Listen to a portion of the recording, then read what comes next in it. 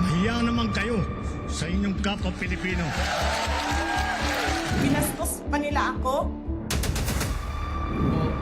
What is the law and what Pakinggan ng proceeds of the illegal drug trade ng Duterte. The law enforcement, the highest law enforcement official being head of PNP. Yeah. And now you're hiding this scoundrel, this fugitive. Isa sa pinaka-recent, nanggaling po ito sa Al Jazeera, dito sa Qatar.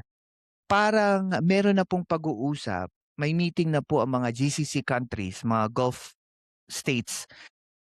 Nagpaplano na sila ng kanilang mga countermeasures, either ito man ay support or blatant na physical force na ipapakita nila sa Iran. Kasi po para nangyayari na po ngayon is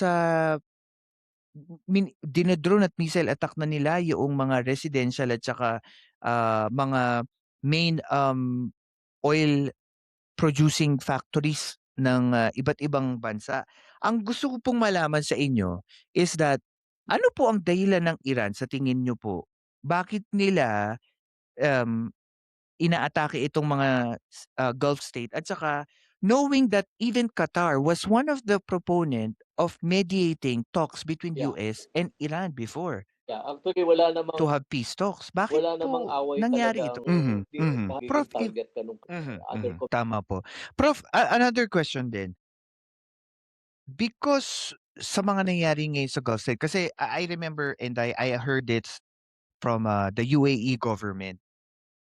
Sabi nila, even before, bago pa ito magkaroon ng Iran war, they were saying that because of the US bases, naging haven of investment ang Middle East, especially with oil, pumasok yung investment at nung pumasok tama. And Prof, knowing yung sinabi niyo po kanina that kinakanlong kasi ng mga Gulf state itong base militar ng Amerika kaya sila tinatamaan ng sabihin na natin ng retaliation ng Iran. Tingin niyo po ba it sever yung relationship ng Gulf state sa Iran or parang nasisira na po ba yung relasyon ng mga Gulf state sa Iran?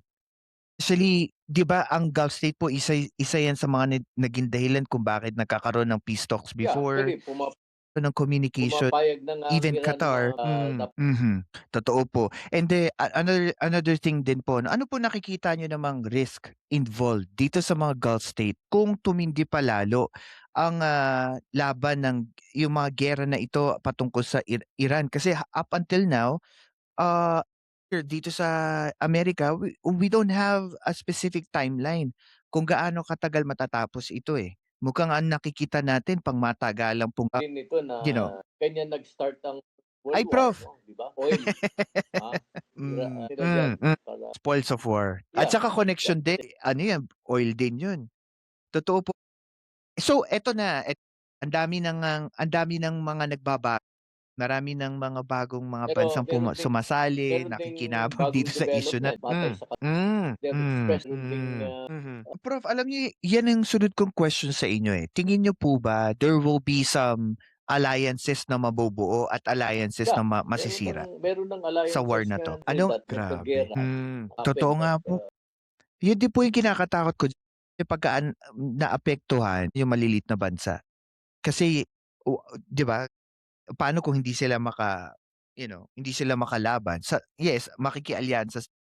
Pero kung dahil nasa receiving end sila ng gera, darating na biktima, parang magiging POW kasi wala silang panlaban. Kumbaga maging biktima. Yun nga yung parang iniisip ko rin.